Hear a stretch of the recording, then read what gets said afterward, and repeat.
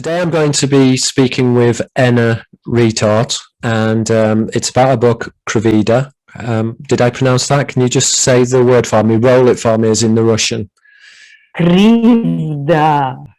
Okay, and what does... Krivda. Krivda. Okay, Right. and what does Krivda mean if you was to deconstruct the word in a very simple form?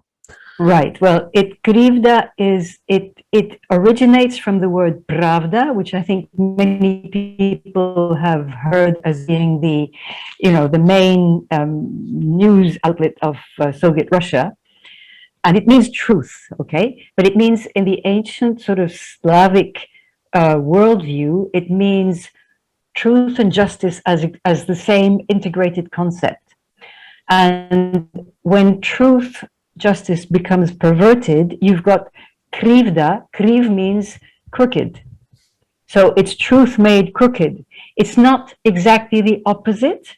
It's not a pure duality. It's a kind of, it's more subtle. Making truth crooked is, well, it's the power of, what we call deceit. But basically what the Russian old term, which is virtually not used anymore now, that old term has a particular sort of charge to it. So that's why I chose, that title, because it also it fired me for writing this whole book. Well, yeah, that's a very interesting answer. What I took away from the book, for me, it's almost like a history or a deconstruction of the disciplorati. These are who I refer to in my book, Holographic Culture, as the deceivers. And you go into great depth. And I think what I really liked about this book was that you've taken what ostensibly are often described in very loose terms as conspiracy theories, but you've actually approached this as an academic. So you've gone through the whole history of the disciplorati, which obviously involves the disciples of the lie, because the word disciple and to deceive are the same within the Latin. But basically, you've gone through the Christian mysteries, the origins of religion, secret societies. You've also gone through, you've looked at the inversion of the pagan mystery religions and Satanism. I've got a whole list here of other things that you've talked about as well. So you've got the obvious connection between war, slavery, and money. You've got law and order and legalese. You've got medicine, biosecurity, gender dysphoria. I mean, the book is absolutely chock-a-block. It's jammed full of really what is very topical and very interesting information for these times. But as I said, what really I think distinguishes this work is its academic merit, because the book is it is very articulate, and it really articulates a lot of the prescient themes which are occurring at the moment. So what was the inspiration for the book? Well, Pierre, I thank you very much for that introduction. That's very, very, it's way more than what I think this book is. And the ironic thing is that I have written academically, and I swore to myself after doing my PhD and publishing it that I would never write again. But last year, 2020, when this interesting situation exploded around the world, and I started to have more time on my hands, and things came to me, including this word krivda, and it hit me that I was hearing the critical voices denouncing what was happening in religious terms, and the fact that they were experiencing, they were expressing cognitive dissonance because science should not be religion. And, then things clicked because I'm an anthropologist, and it clicked with the anthropological and deeper than anthropological training that I had had in India, in Bengal, with a very esoteric grassroots tradition, in which, well, basically I was initiated. And this tradition, which I explain in very briefly at the end of the book, in terms of being a completely anti-religion, anti-God, anti-priest, a totally sort of human first tradition. And they, you know, they don't really have, they're given various names, but the main name that they give themselves is the human path, with, you know, capital letters if they used capital letters, which they don't. But so, you know, I had lived with amongst those people for better than 10 years. And I came away from being with them, seeing their tradition falling apart. And so I was in mourning for that for several years. I relocated to Thailand, basically to lick my wounds. And last year, the teachings of those people just came back with a vengeance. And you know, somebody said to me, well, you should write a book. And the next day, you know, I said, no way, I'm not writing books anymore. And the next day I started writing this book. And I was then writing every single day, apart from those days when certain, you know, realities of what I describe in the book were just too very painful, and I needed time to process them, you know, emotionally, cognitively and emotionally. But apart from that, you know, I mean, you say it's articulate. I think it is articulate because precisely because I've processed this book through my humanness and not just as an academic. I mean, the past, I should specify also that since moving to Thailand, and even, you know, since I started, I've been living in Asia for the past 20 plus years, basically in rural communities, and experiencing all the difficulties that they have, the poverty, the, you know, everything. And also finding myself humbled. You know, I go and be with these people. I'm the archetypally educated, rich, you know, white, high caste kind of person.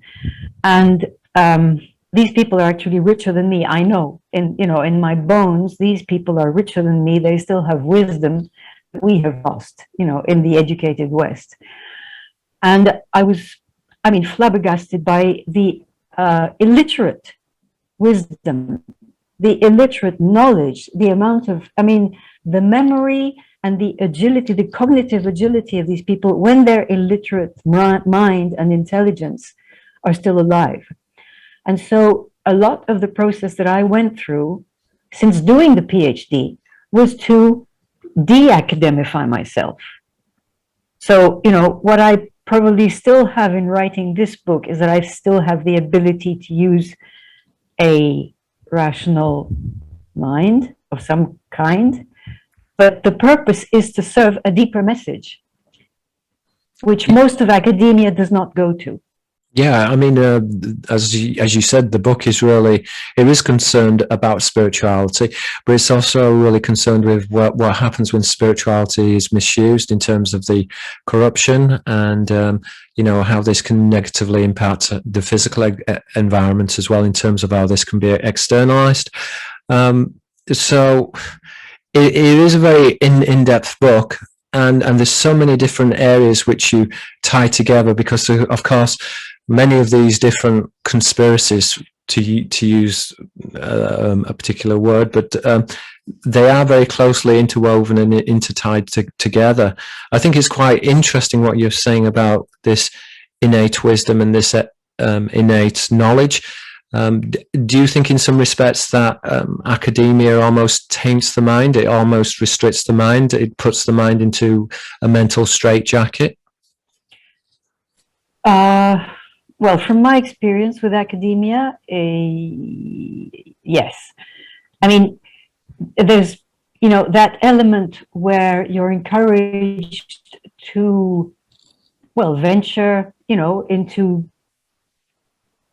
branch off into new possibilities out of what exists in terms of, you know, academic knowledge. But then when you actually, as an anthropologist, when you start to be the mouthpiece as clean as possible, as clean as you can be as an educated Western person, as clean as you can be in terms of relaying what local people are actually telling you, with all the difficulties of translation. Because, I mean, you know, I don't need to tell you that, well, this is part of the things that I discuss right at the beginning of the book. You know, the word God, the word spirituality that we use in the West with the meanings that we attribute to it, you know, we have to use those as translations for words that they use in other cultures, which may not have the same meanings. Yeah, I mean, I think this is a really good point. I've got an identical twin brother, and he worked on a translation of the Tao Te Ching, and he was looking at commentaries on the Chinese characters in order to try and work out his own translations, because he doesn't speak Chinese. So he pretty much read all of the commentaries that exist. And in his translation, he used the word God to represent the word Tao. And now there's a Japanese lady who's he's very good friends with, and she really criticized him, saying that the Tao, and again, he also knew a Chinese lady as well, and obviously with Taoism, you know, he got criticized by using the word God. But I think in some respects, I can see why the word. You see, the thing is that I think almost that the Eastern perspective is that God is just an old man sitting on a throne. And so there is that terms of stereotyping God, and obviously that's found within religious iconography, but also the Gnostic sense of the word God is this intelligence field, which is connected, let's say, to the expansion of the aeon, and is something which is much more, shall we say, sublime and much more magnificent.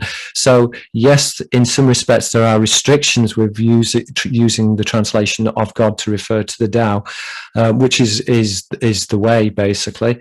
But in other respects, the word God actually quite aptly fits the word. But again, this is often what happens, isn't it? Because when you start translating work, in order not to trip up over terminology, and particularly academics do this all the time, they use footnotes in order to actually clarify what they actually mean by the specific translation, which often has many connotations or limitations. But I mean, but Pierre, even, you know, even in the West, in Western spirituality, which is another word that, you know, I have a problem with. I have a problem with all the words, basically. But, you know, the word God is used for so many different levels, so many different kind of, you know, whatever entities. It's just too bloody confusing. And then I think this is deliberate. You know, I think this is part of the linguistic, you know, deception mechanism that keeps us confused, that keeps us messed up. You know, people use the word source now to avoid using the word God in the sense that you are mentioning. And I think it's more honest. I don't like any word, basically. I mean, ultimately, it's the unnameable. It's that which has no name. Where, you know, when they use the word Tao, or if, yeah, I mean, even in the Indian languages, nothing, whatever. I think the word Tao is probably the most humbly honest way to express it in human language. You know, I mean, that's the other thing, is that we have to be precise with our language, and at the same time, our language can never express what cannot be expressed. Yes, the paradox, isn't it? So, you know, it's only poetry that can do this. Yeah, my brother is a poet. He writes lots of poetry, but yeah, that's kind of interesting, the philosophical ideas in terms of our language. In some respects, it restricts our ability to look at the world objectively, even though it attempts to objectify the world. So again, that is the paradox with language. And I think symbolism tries to take it to the next level, because again, symbolism is trying to describe that which cannot be described. But again, with symbolism, you see how the symbols often subvert language and reinforce ideology. And so you're seeing this very negative aspects towards symbolism, in terms of how the symbol can be used to control ideologically, to control religiously. Now, I'm a little bit curious about your background. You sort of tentatively gave me a little bit of information about your background. Obviously, reading the book, it's extremely academic, and so I'm guessing that you probably spent many years in academia, but I don't know if you did or not. I'm kind of interested about the types of. You said you were an anthropologist, so the type of work that you studied at university, your background, your interests, and also maybe how you've developed as well as you've become older and how you've integrated this information. Well, I think it basically starts with being multilingual from birth. My parents were diplomats, so I never lived in the same place for very long. Consequently, I don't really belong anywhere. The place where I happen to have roots at the present moment. I've learned languages, got some. I was an interpreter within, my own family from a very young age, so I was juggling different, the different sort of flavors, the different sort of, as a kid, the different, it's sensory feel. It's the sensory feel of languages and how people live in these different languages, all very unconsciously or subconsciously. And well, later on in life, the diplomatic life in question took me to Russia in my mid-teens, which was, in the Soviet days, which was an extraordinary experience. I mean, that was really the first major defining sort of segment of my life. And, opening up to that whole huge, mysterious domain of the Russian soul. And I've lived with that, ever since. I got a master's in Slavics, as they say, Slavic languages. I learned a bunch of other languages, which were then, forgotten or not. I became a medieval chant singer because I was looking for some kind of primordial sound. Academically, I have also a master's in heritage management, tangible and intangible. I have a master's in something else, but I don't remember what it is. Oh yes, medical anthropology. And so I took up anthropology as a continuation of all those other things. And the fieldwork for anthropology, somehow, life had it, organized it for me, sent me to this place in India. India was the last country in the world where I feared India like crazy. To send me anywhere, I can travel anywhere, but don't send me to India. And okay, it took me to India. And I fell in the lap of this, human path.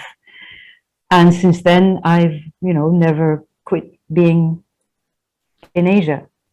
And Right. so, and so I got the PhD for that work in Bengal. And then I moved to Thailand. I spent quite a lot of time studying Thai massage. I studied, then after that, went into more close to nature, living in villages with local people.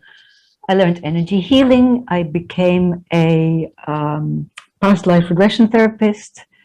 What else did I do? A bunch of things, permaculture.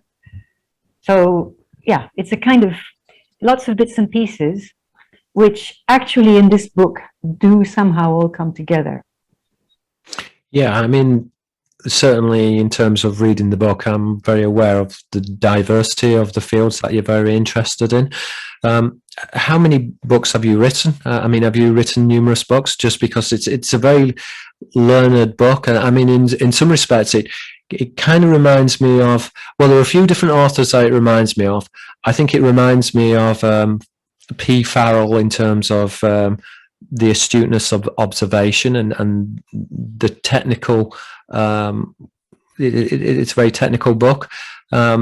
in some respects, I think the diversity of information is very reminiscent of David Icke, but again, I think it's different because it's coming from a much more academic perspective. So it is. I mean, I found it a very fascinating book and a very detailed book. You know, it is. It's almost like a reference book for what is going on in the world at the moment, where it obviously lays down the historical foundation for why it is occurring and how it is occurring, and the methodology of this madness or this irrationality which is occurring within the world today.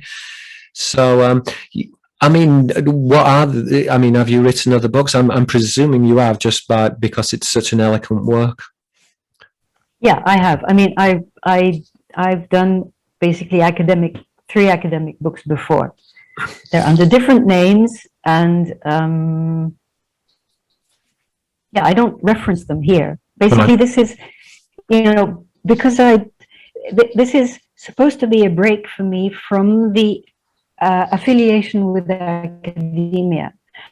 And what there is behind this book is, okay, even though you credit it with academic quality, it is totally informed by the insights I derive from, meditative practice and past life experience, and paying attention to what remote viewers say. I take very, very seriously the work of people who work in the psi domain. And well, if I was initiated in an esoteric tradition, the whole game basically is to juggle that edge between what we can know cognitively in a rational way and the deep insights that have a different level of truth from deep inside us as soul beings or spirit beings. And we translate this, it's our job to translate this into this earth plane. And vice versa. My suspicion is that we are supposed to be two-way translators between the etheric, spiritual, or whatever you want to call it, and this physical realm, because they're totally interpenetrated. I mean, that's another thing that this human path tradition really upholds in a very strong way, is that there is no ultimate contradiction between the material and the spiritual. It's a false dichotomy. There can be no matter without the subtle forces that inform the material world, and the etheric, spiritual, or whatever you want, the invisible subtle forces need to have the vehicle of the material physical world to experience themselves and to thus, grow into more, whatever it is that they do. I'm not going to speculate about that here.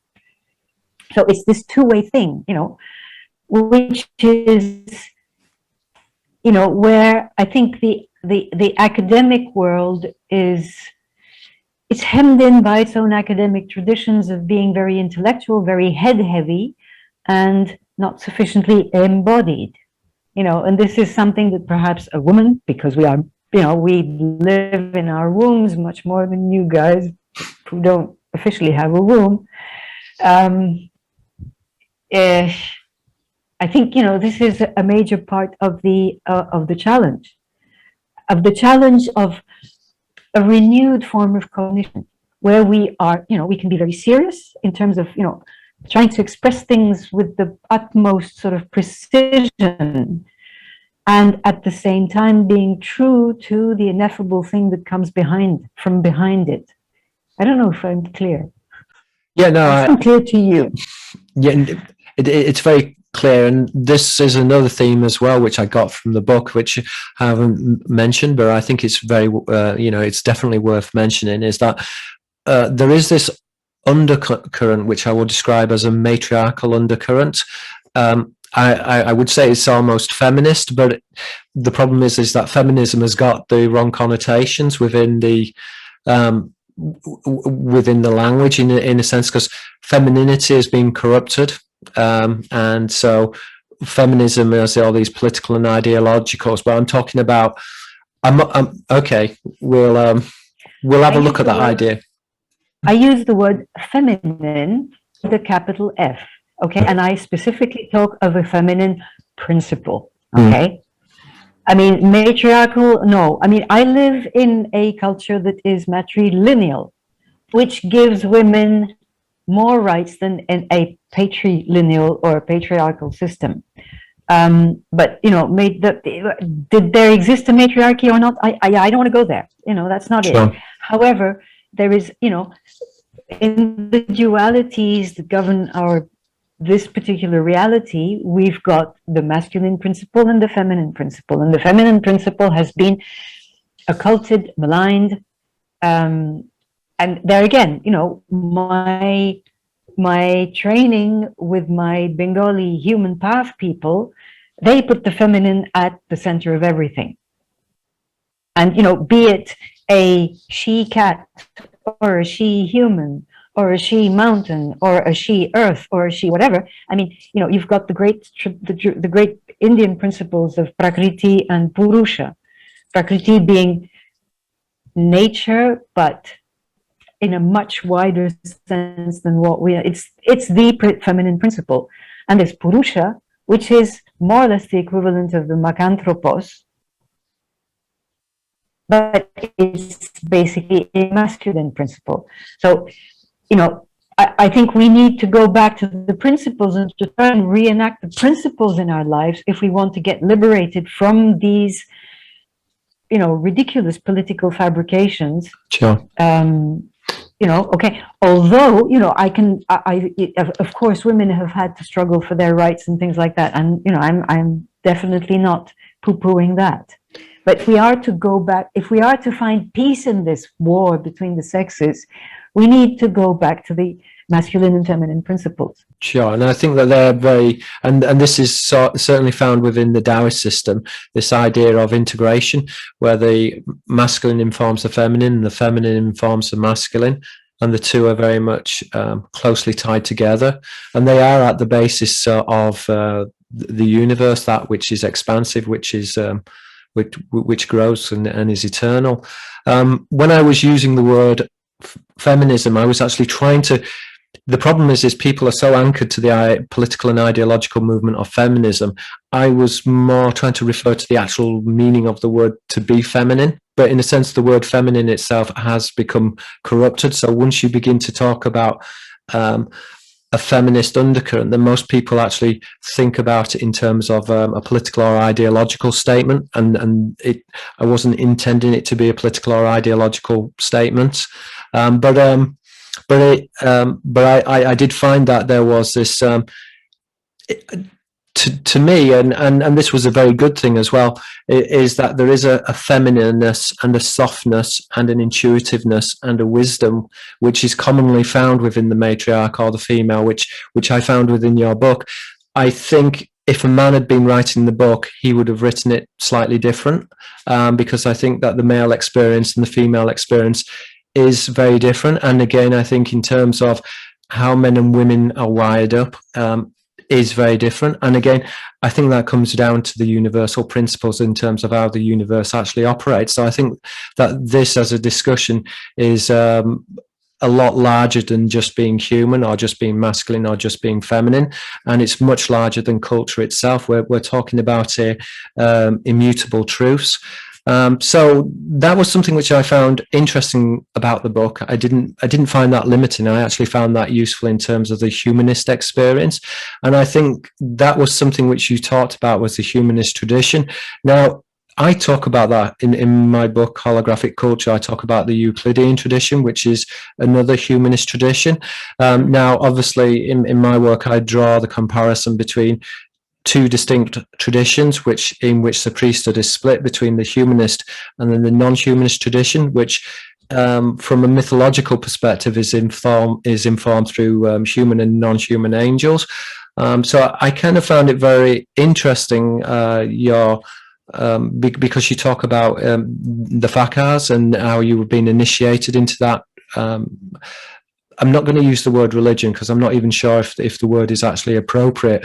But shall we say that body of knowledge, that stream of knowledge? In some respects, they remind me of the philosophical tradition or the Gnostic tradition, or yes, oh yes, no, and I think that that is a continuation of the stream. That I think please, I should clarify.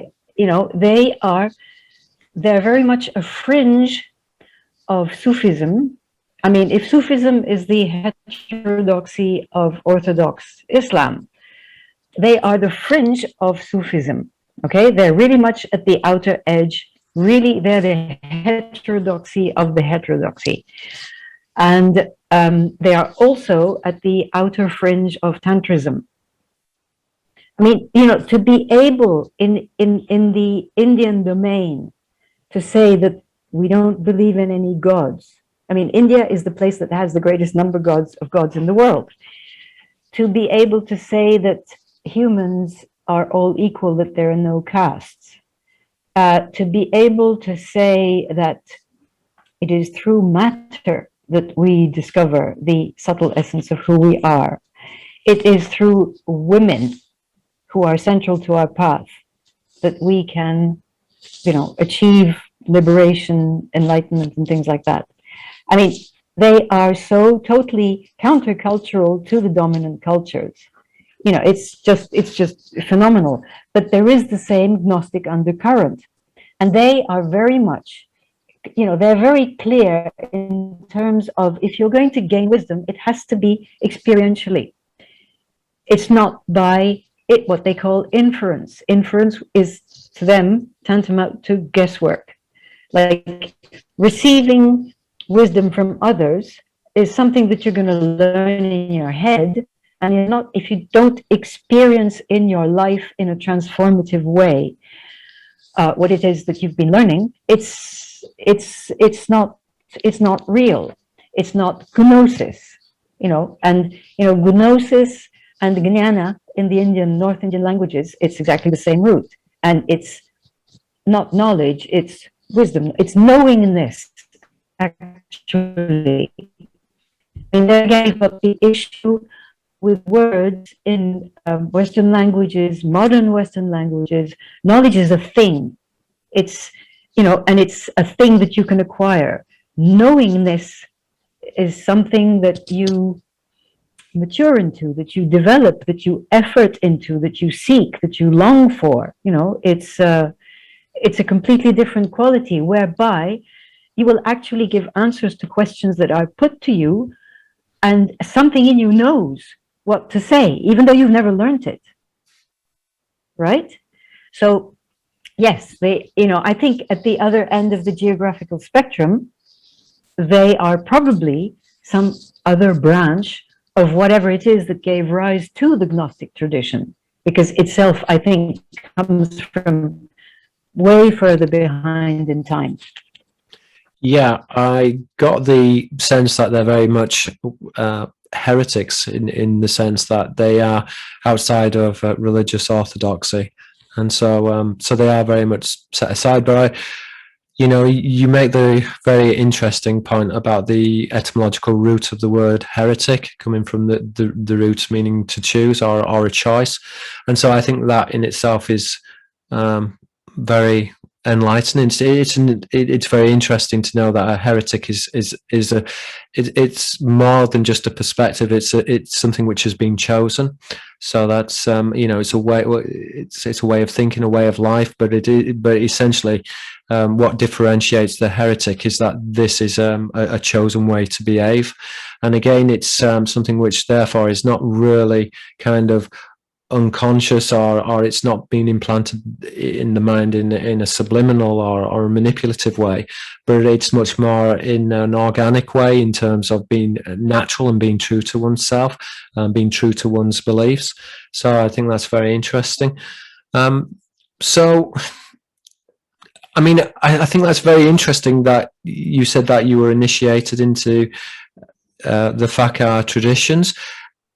I mean, that probably doesn't happen very often in terms of Westerners being initiated into such a tradition. Just I think because obviously Westerners think so differently, but also I would imagine that there's a degree of mistrust between these groups with Westerners.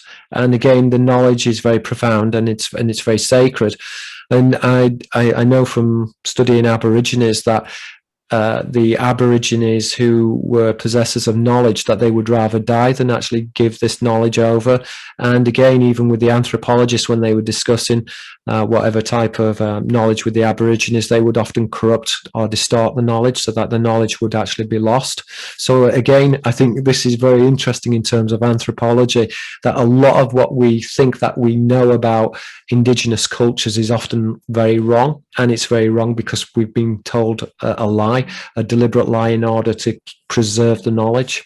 So, oh yes, no, I mean they really, I would be asking questions like a Western person asks questions, and I'd get an answer the first day, and a week later the answer would be completely different. But I mean, this is education through paradox. That you have to break your the rational linear Western mind has to be broken, so it's sufficiently flexible to be able to imbibe a different way of knowing, especially as their way of knowing is the illiterate way of knowing, which there again, with all my education and all of this, the PhDs and all that stuff, I am in awe of those few who still remain, who have that illiterate knowingness. The stuff of the elders of former times, and they use language in a very, very different way. So the initiation, I was never formally initiated by them. It happened organically. I mean, that's, that would be a completely different story. My story as I just want you to clarify one point, because when I was reading about the fakir tradition, you mentioned the Twilight language, and obviously this kind of reminded me of idioglossolalia, which is this other speaking, or this private discourse. Do you want to elaborate what Twilight language is? It's their esoteric language, basically, yes, okay. Which in the West is very often associated with the esoteric language of the bad guys, of the whatever initiate groups, the names of which I'm not interested in. But it's a literal translation of Shonde Bhasha, which means Twilight language, which I don't recall whether I think it may have been a term used by Bengali academics talking about those people. But basically it's there again, it's a syncretic language which uses Sufi esoteric terminology. In Hindu, although Hindu is a thing that doesn't exist as, I mean, okay, Hindu is another problem, but let's say the Hindu side, the non-Muslim side, Hindu esoteric language from Tantra. And so they mix these, they find the correspondences between the concepts in the two esoteric streams, then meld it in with indigenous substrate elements from the local culture, where there's still lots of Aboriginal groups still in in Bengal. And so, this produces a language soup, which is absolutely packed with all sorts of layers and layers and layers of meaning, which they express in song form or in discourse form.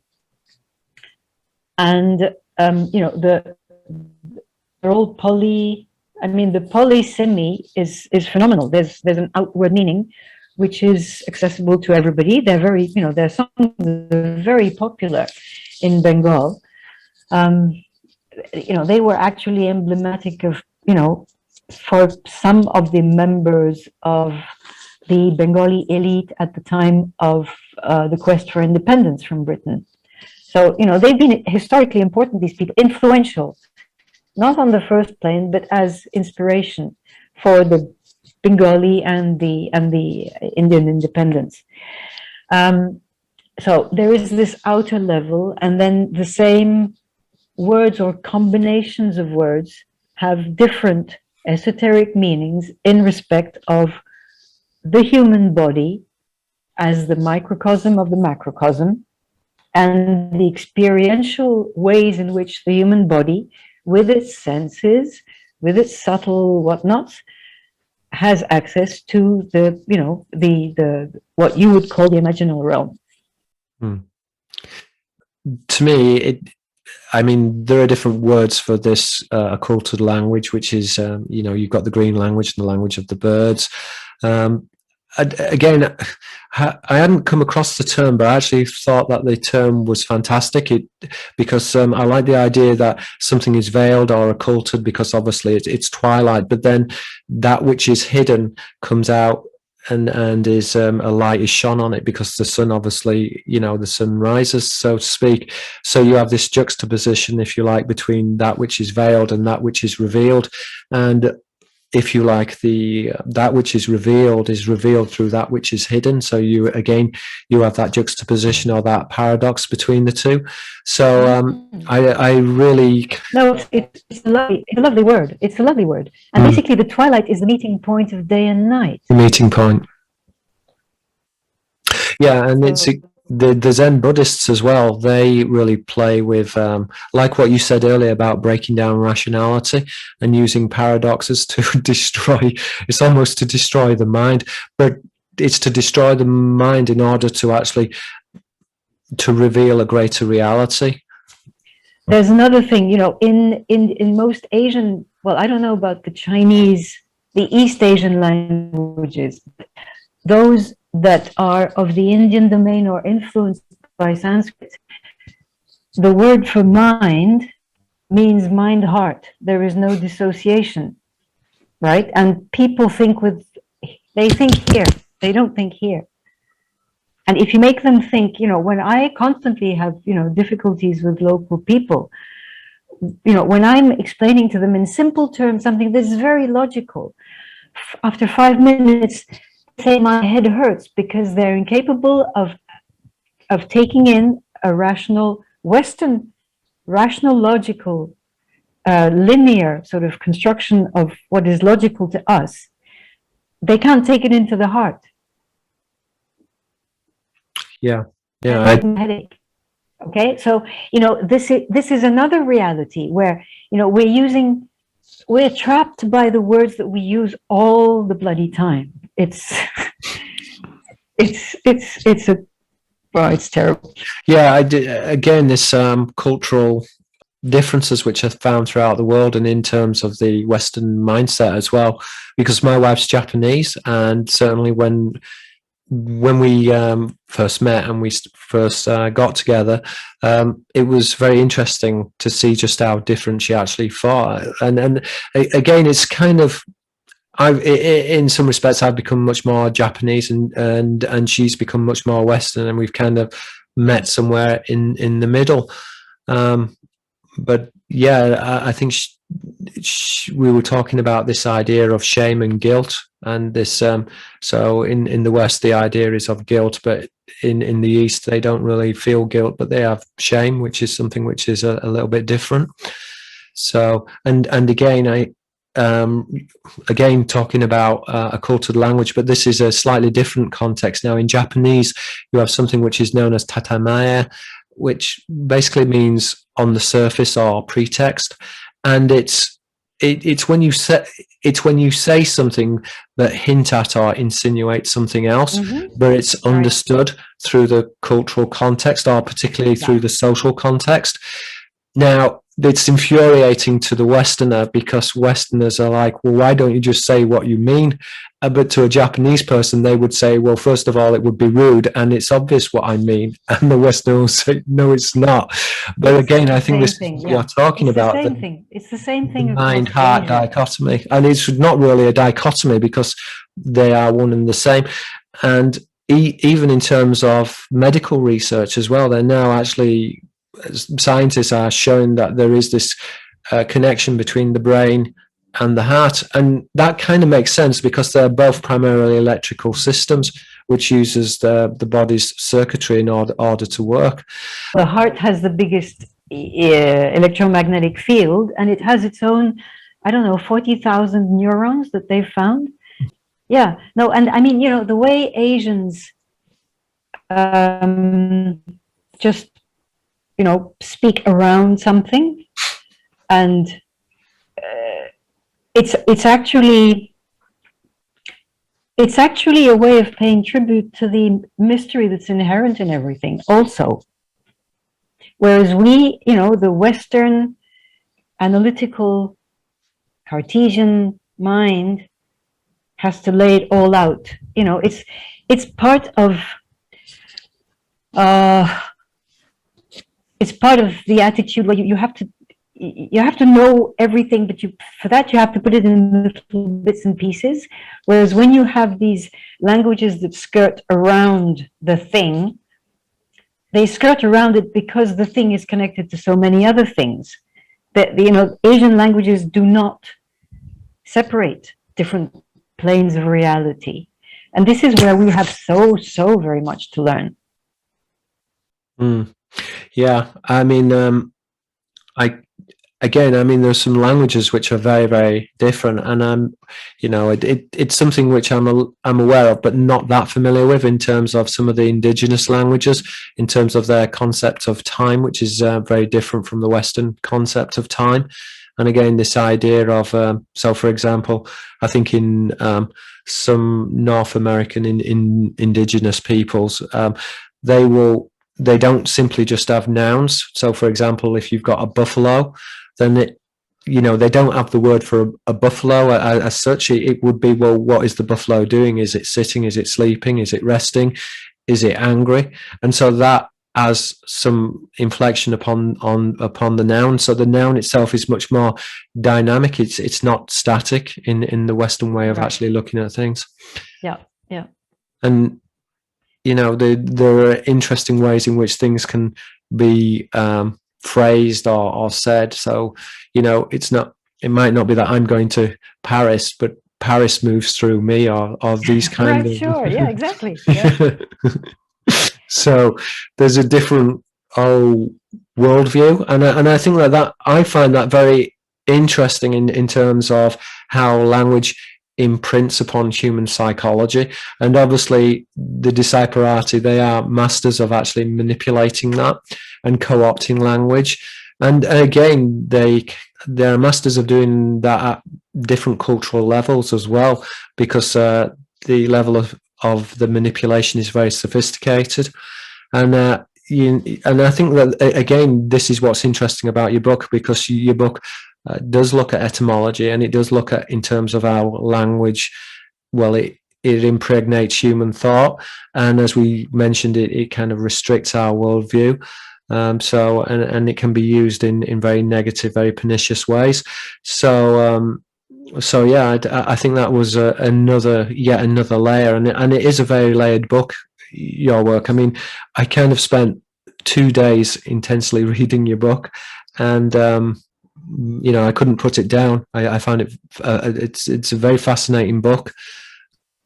Thank you. That's coming from you. That's, you know, that's no small compliment. Thank you very much. Oh, well, thank you. But it was a great book. You know. No, I'm coming out with this book, like coming out of the woodwork, basically. You know, I don't belong to any particular network, any particular. I live out, you know, in a remote village surrounded by buffaloes, basically. You know. How long did the book take to write? Just out of question, you know. 9 months plus some sick time Okay. in the middle of it. Yeah. No, So I can because, see that I you mean, must have been writing it was, intensely. well, yes, certain days it was just, and it was, I rewrote it, you know, it was rewritten a couple of times and then edited a few more times. So, yeah. Did you format your own book, or did you outsource that to Yeah. a friend? No, formatting. I did the formatting, yeah. So, is there anything you would like to comment, or is there something that we've missed, or something that you would like to discuss a little bit further? Well, basically you know, the book is written, it is very much informed by this, the backdrop of it is this human path, which I mean, I still inhabit it, even though, and I inhabit it, of course, in a very different way, because I'm no longer in Bengal, and because the way they do things is basically virtually no longer possible because of, you know, globalization and the god of money and all these things. But the approach in this book is to look at these historical developments from the point of view of the little people, the silent actors of history, to try to, you know, I can't claim to give them a voice, but I'm trying to perceive through, you know, what we know from historical data and other things. But I also use the, you know, data from other anthropologists in terms of what is actually the human substance of the mass of little people who have been used, abused, sacrificed, harvested by the religious phenomena, you know, that you decipher in the disseparati, the disciple, whatever, disseparati. Disseparati, yeah. In that connection, you know, I'm following it from what seems to be the advent of organized religion as a core constituent of what we call a civilization, through to what becomes the religion of the money god, and then the science god, the medicine god, and now, you know, the new, what I call the techno-mind god. Yeah, and this is Right? all leading up to And so, biosecurity and... well, biosecurity is a modality to make it happen. But basically, you know, I mean, there are God entities or God-like entities, not God in the good source of the unnameable, but gods as basically not nice people, not nice guys, not nice entities that are in fact very envious of this planet Earth, who is celebrated by, you know, the Gnostics as an eon, Sophia. You know, this is a major other orientation. I'm going to continue working more along those lines. It's the Sophia aspect. It's the occulted feminine. And not because I'm a feminist, but because we absolutely need to rebalance these things if we're going to return to any kind of sanity and happiness and balance. So it's the human factor. I'm looking at it as much as I can from the perspective of the little people. And because of this, I'm also looking at the sacrificial dimension of all these religious phenomena, be they religious religions or secular religions. The sacrifice phenomenon is all over the place, and it is huge right now. It's absolutely gigantic. I mean, what is happening in terms of human sacrifice, along with animal sacrifice, life form sacrifice, it is gigantic. So, I mean, you know, I also wrote the book in a short, relatively short time frame, because there was a sense of urgency in terms of the present moment. And in my understanding, it's the phenomenon of religion, which has to do with, you know, your deciphering of religare as being the mooring, the tying up of boats, which you find in admiralty law, and, you know, all those things under which we are suffering now in legal terms. But basically, that idea of religion and that reality of religion that has trapped us and that we do not understand to be a trap is preventing us from discovering the reality of who we are as spiritual beings. I say spiritual rather than spiritual because the word spiritual, once again, is it's overused, it's misused, it's it's being new ageified and all this stuff. So the idea is to give an understanding that through this thing called religion, we've all been mind controlled, and that the grip on our minds and souls and hearts through the religious phenomenon in Yahvism, in Catholicism, in Christianism, etc. And I'm not, I'm not saying that there have not been things which I would largely credit to the little people, actually. But that same system, pattern of mind control has perpetuated itself into turning money into the God that rules our lives, science, a God that rules our lives, to the, now, where we are now going into the realm of the what I call the techno mind God. So it's a deciphering of the phenomenon of religion. So I'm sure this is going to irritate a lot of people who believe in religion, but there again, it's what is religion? What is the word religion? What is encompassed in the phenomenon of religion? And to what extent does it empower the human to become the true anthropos that we are supposed to be, or does it keep us in a state of perpetual sacrificial fodder for the gods? Yeah, that's a really good point. Again, I think certainly I find this very difficult in terms of, because obviously what I write about, I talk about angelic sailors, and I draw a comparison between the ufological phenomenon, which I describe as the scaphological tradition, which is the worship of these angelic boats and vessels within the religious and mythological tradition. And again, I am kind of mindful at one level of being respectful of people's religious beliefs, but also I'm trying to push the envelope, and I'm trying to reveal a truth, and some of these truths may actually be uncomfortable.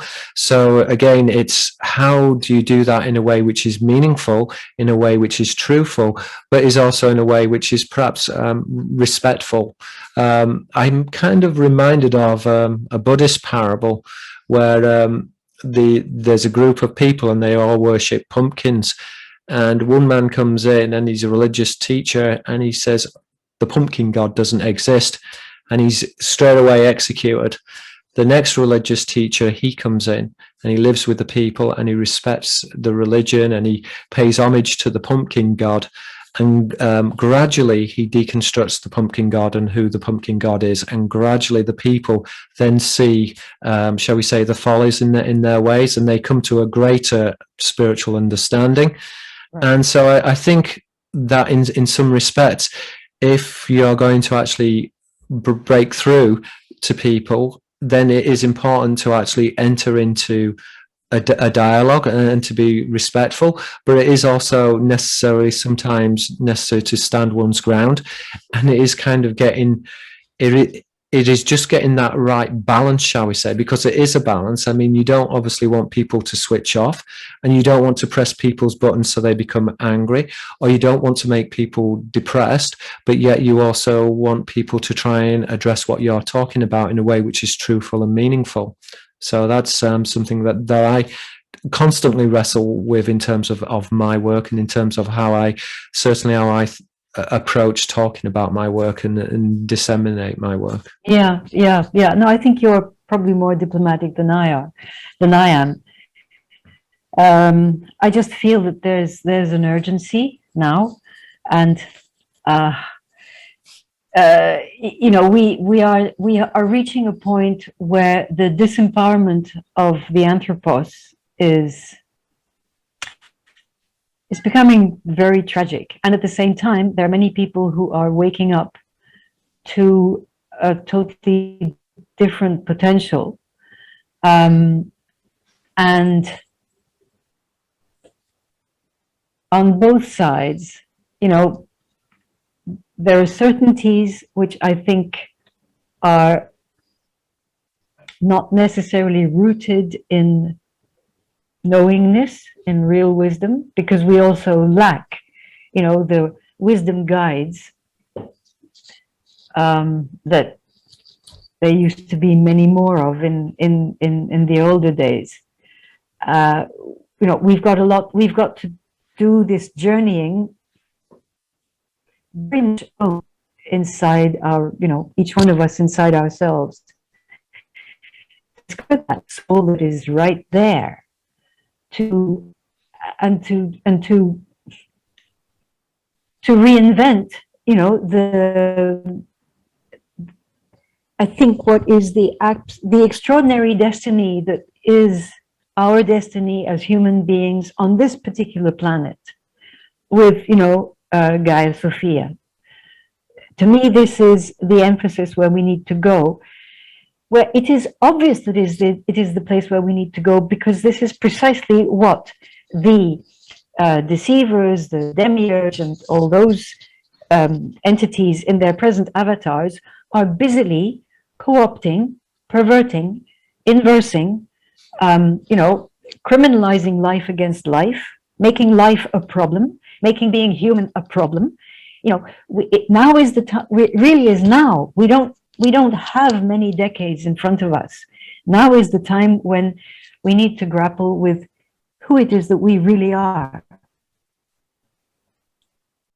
Yeah, I think that's very true, and that's a very beautiful message as well. And it's something that we really do need to remember in these times, is we have to remember our humanity. And I think that this is really important.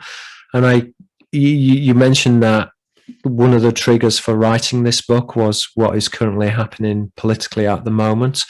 So that, and again, I've found myself working on a work which I hadn't intended to do. I mean, I'm working on a history of vaccinations at the moment, and that's completely outside of my box. But I just felt that there was such an urgency, because people are just they're kind of just they're taking it for granted of what they're being told, and so I really wanted to deconstruct the history of vaccinations.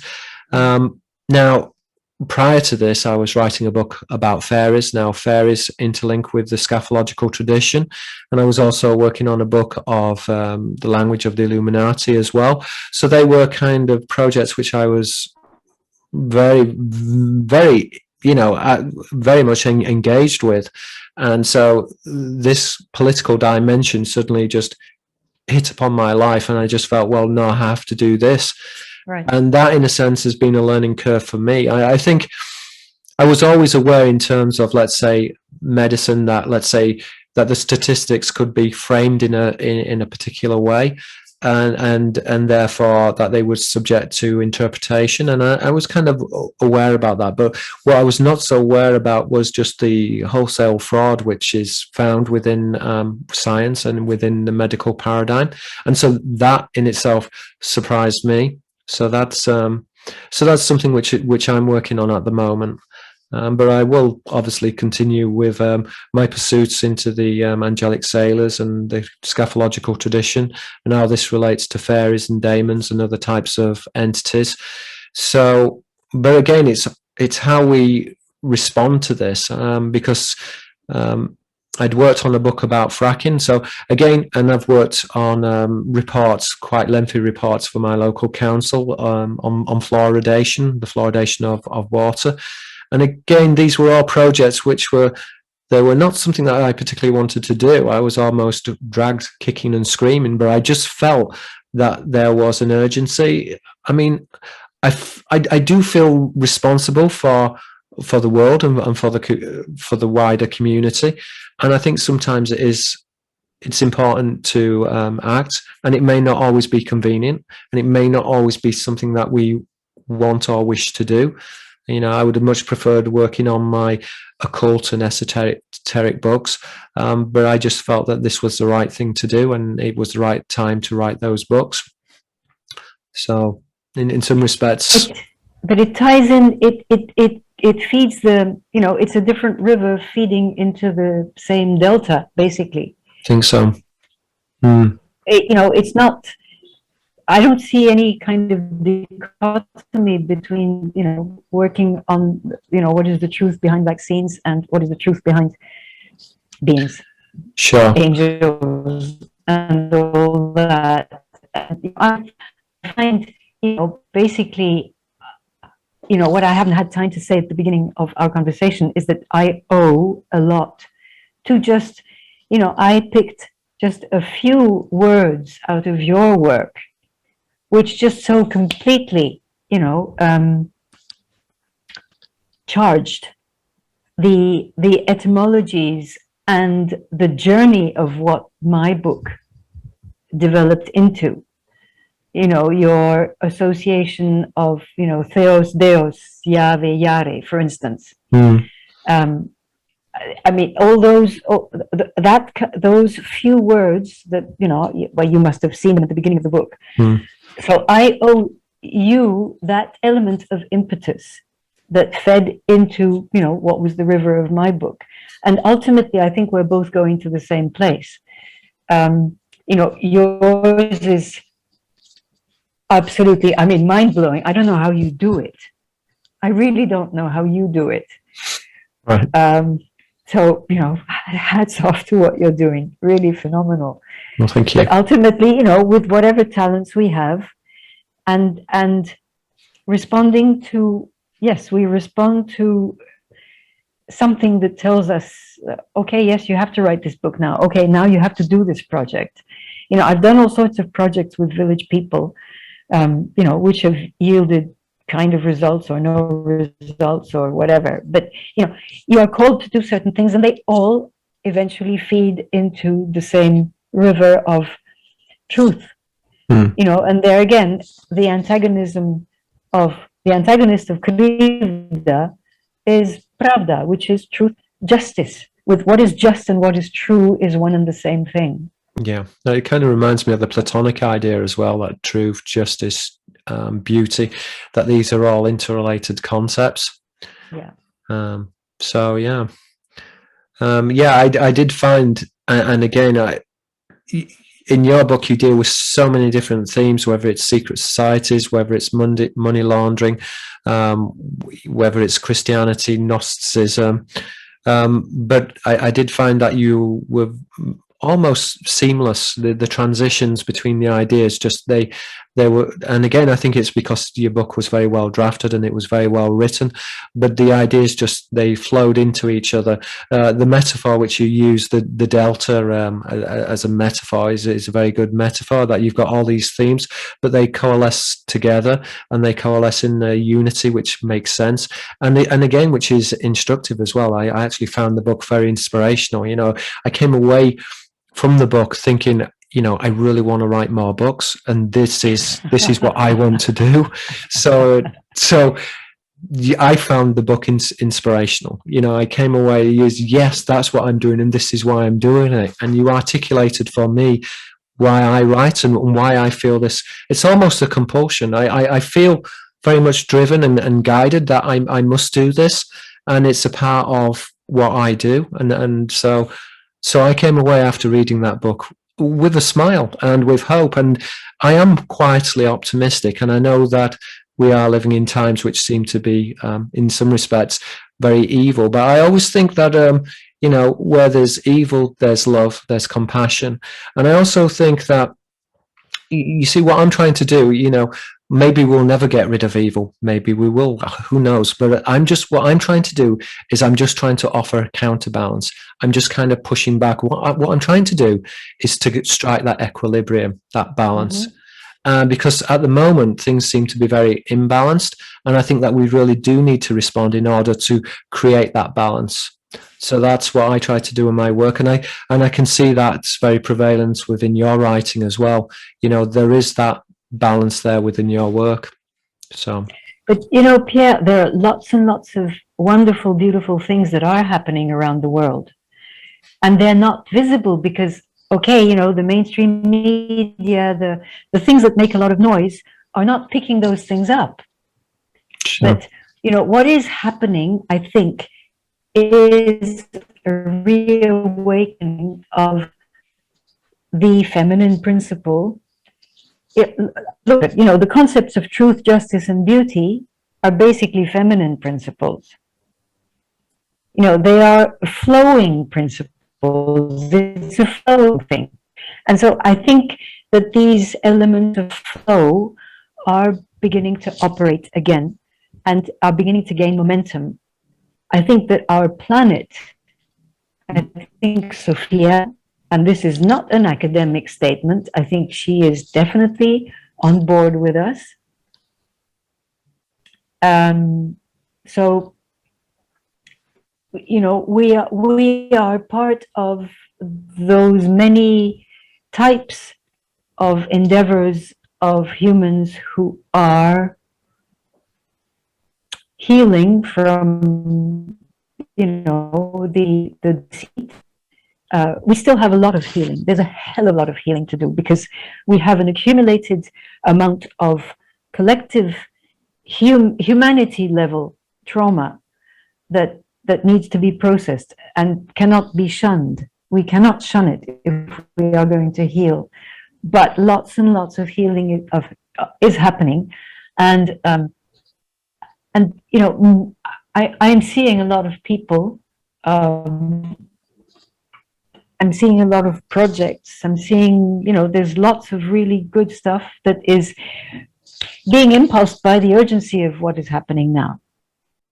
So, the whole mystery aspects, they're falling away. What was hidden is becoming increasingly visible.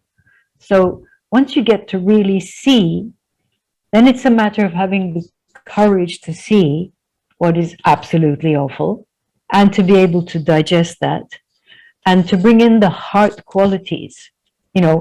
What ancient philosophy, you like to talk about the Platonic traditions and things like that. My sense is that since, Plato, there's been an increasing movement into this mind and a loss of this part of the mind. And what humanity is going back into now, it is reconnecting with its embodiment and the heart as the junction between, this part up here and that part down there. So, yeah, I think, we're moving into something that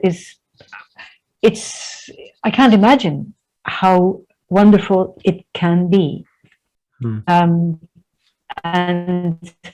I just hope that with the kind of work that you're doing, pulling away the cobwebs and away the layers, shining a spotlight on, the truth of what is hidden in all these mysterious things with language and symbolism, and with, whatever I've been able to outline. I think we're, doing our best to contribute to the knowledge aspect, the gnosis aspect, the knowingness aspect that people need to have to be able to, be strong in pursuing these new explorations. Yeah, I know. I came through this subject through my painting, I think, because my love of art, and so I always wanted to be an artist, and that never actually materialized, and instead I became a writer. But again, I studied symbolism, and symbolism is the basis of semiotics, which is the basis of deconstruction, which is the basis of language, which takes you back to, in a circular route to symbolism and the mind, in which the human psychology can be manipulated or governed or controlled through the symbol. And whether that's through advertising or... Yeah. But do you know that there is a remarkable feature of what you've done. You've actually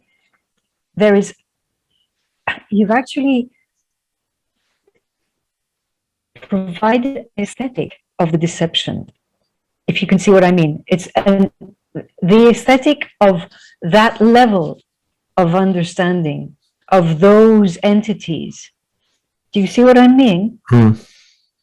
And yeah, I mean that's extraordinary.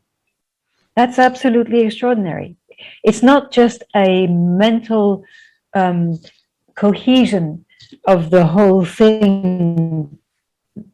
Their worldview, basically, their worldview is, it's beautiful to them.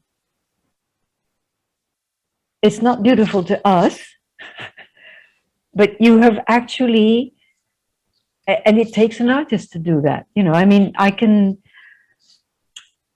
just a person who is only a writer would not have been able to achieve what you've done. And I know that if I had not also, you know, done a lot of music, there would not be, you know, my sense of how, you know, the different parts of a musical piece have to, they have to flow from each other. Yeah, So I think your work did. I did find some of the sentences and your use of language very lyrical and very poetic, and you the way that you framed your arguments. So and again the vocabulary and the choice of words was just, you know, I mean, I'm an etymologist and I was like, ooh, what does that word mean? So that was kind of very interesting for me from a linguistic perspective as well. But I just found, yeah, that your work did flow, that there's a musical or lyrical element to the work. so there we are. There we are. Yeah. We, you know, So I kind of, maybe I'm coming from my research from an artistic perspective, and you're coming from a musical perspective, and our work is meeting in the middle somewhere, right. and we're both trying to push for a better world. And indeed, this is what I often say at the end of my podcast. You know, let's make a better world, and that's really what I'm trying to do. And you know, we do. You see, I think we live in a very, you know, the world is beautiful and the universe is beautiful. And I often remind myself when I think that things are so terrible that the human suffering is just a fraction of a fraction of a fraction of a fraction of the universe. I mean, it's almost, I don't want to undermine it in any way, but it's almost insignificant to the vastness and the beauty and the expansiveness of the universe. And although that suffering is real, it's only a very small aspect of something which is so beautiful and so magnificent. And I think if we can remind ourselves of the beauty within the universe and find that beauty within ourselves, and again, it's this interplay between the macrocosm and the microcosm, and tune ourselves into that reality, then a lot of the oppression that we see around us, a lot of that would just actually fall away. I don't think that's me being naive, but I actually think that that is, in many respects, is how the universe works, you know, in terms of what you put out and what you think materializes, whether it materializes directly, physically, indirectly, but there's always a cause and effect. And I mean, these are the physical laws of the universe, but they're also the esoteric laws of the universe as well. Yeah, but I think since you've mentioned the issue of suffering, I think this has very much to do with the evolution of the anthropos. My sense is that the intensity of suffering that the gods have inflicted on us has possibly been necessary for the education of our hearts, for our hearts to be trained into the reality of love instead of just, you know, love by default. And the reality of what the truth, there again, the word love is another one that is overused and misused, and it's a problem, but okay, I have to use that word. And when that love becomes truly alive, and it is something that belongs with the human heart, that the gods do not have, they do not have a human heart. This is possibly our greatest treasure. From when the human heart is empowered by its own ability to truly love, then it becomes courageous, it becomes determined, it becomes absolutely committed to the restoration of beauty, harmony, and all these things. So, I come away from this very, very, feeling very positive, very optimistic about where we're going. We have to go through some more difficult times, for sure. But it's, now the vice is really very, very tight, because we really have to distill that essence of the heart now. That's how I feel about it. And, those of us who have the resources of good bodies and good minds and good intellect, we bring these other resources to bear to empowering the human heart, which is, I think, something essential that we can contribute to the universe. I mean, this is a big statement I'm making, right? But, this comes not from academic knowledge, but it really comes from the experiential felt sense that I've derived from writing this book, which was a horrendous journey. Plowing through the horrors of the Inquisition and things like that is, yeah. But, when we go through these, the intensity of effort, of a focused path, of a sincere quest for whatever it is, the truth, the hidden truth that you've been after.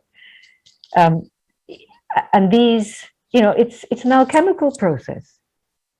It changes us experientially, and we come to the essence of a different type of knowing, a different type of, a different way of being in the world, being and doing, consequently. I think it does change us in an alchemical process, but I think also at a larger level, at some level, it must also change the universe as well. And I think when you look at the occult tradition of the black magicians, that in some respects, the reason almost that they're trying to control humanity is because they have a bigger play, and that bigger play is to actually control the universe.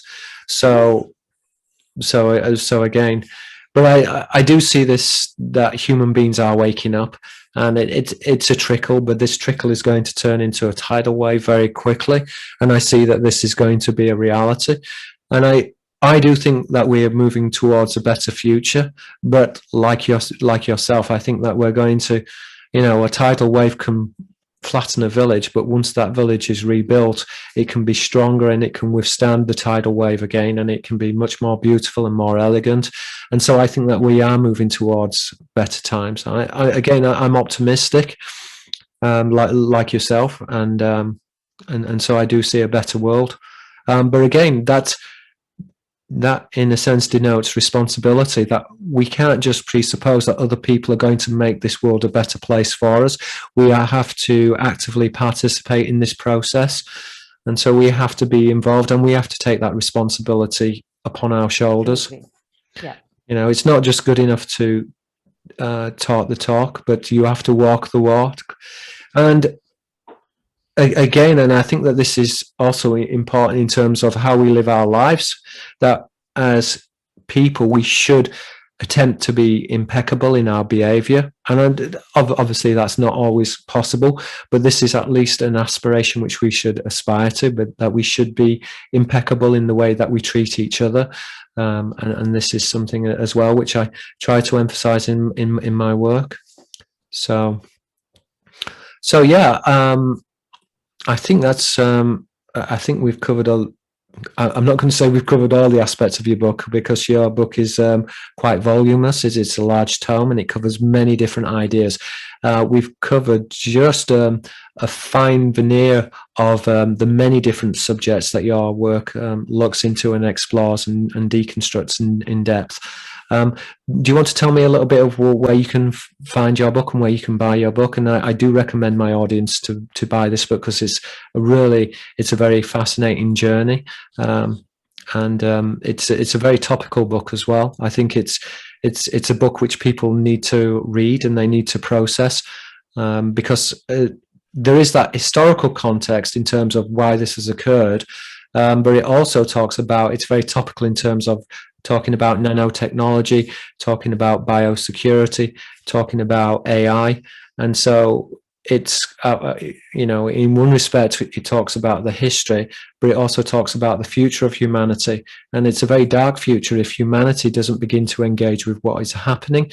And again, the book is talking about taking that inspiration and taking that humanness which is within ourselves and building upon that so that we can create a better world, and that we can begin to take back the control which has been taken away from us in order to build a world which is much more, shall we say, reflective of the human condition. And so would you please tell me where you can buy the book from, or if it's available? Well, it's available. I haven't yet. I mean, I've not been good at all about the whole promotional aspects. So it can be found in ebook form on the platform of BookBaby. BookBaby, okay. BookBaby, on BookBaby, that's the, each author has their own page. So Enna Reittort and then I have a tiny website where if people want a printed copy with, autographed by me, and if they're very patient, because it's going to be sent from Thailand for the time being. I mean, it can be read in ebook form. I personally like print books better. Yeah, I do as well. It's a kind of book where you want to scribble in the, in the margin. But I'll just show you my scribblings. Okay. So yeah, they're my scribblings. Oh, very good. Excellent. That gives me great pleasure. That means that there's a dialogue. I mean, when we scribble on books, it means that we're having a chat with the author. And, that's the way it should be. Yeah. So within the next few days, I'm going to decide whether I put it up on Amazon or, Barnes and Nobles and all those things. Am I going to put it out in print copy? I'll be very frank. For the time being, I was mainly concerned with writing this book and beginning to talk to certain intelligent people who, might be receptive to what I've written. Very frankly, what you're telling me encourages me that, okay, I should, let it go out into the world. Absolutely. I think it's got a place in the world, and it's now is the time. So anybody who's found this conversation fascinating or very pertinent, then I do recommend the book. I think it's very relevant for now. And I just want to thank you for what has been a very fascinating conversation. And as I said, your book was a very illuminating book for me. I'm going to be quoting it as well. There's a few quotes in there which I think are very, they're very resonant in terms of my work and very applicable. So thank you very much. I felt that reading your book. It's been a fascinating journey. Thank you. Thank you, Pierre. I mean, I owe a lot to your books. So, it's nice to also have our books talking to each other. That's another nifty kind of sort of notion. But thank you very much. I've enjoyed this conversation a lot, and I appreciate you as a human being. With all the erudition that you've brought to it, the effort. You are really what the Indians called a sadhu, a person engaged in a sadhana, which is, the word is not translatable. It's basically a focused quest that most people would decide is of a spiritual nature, but it can be artistic. It's that dedication of oneself to a particular thing, done to the most excellent degree possible. And so you really are, you're not a monk, but you have that quality of what the Indians call a sadhu. And, I really salute that. That is wonderful. And you have a wonderful heart behind your very, serious demeanor. You've got a wonderful human heart. Thank you. Thank you for the compliment.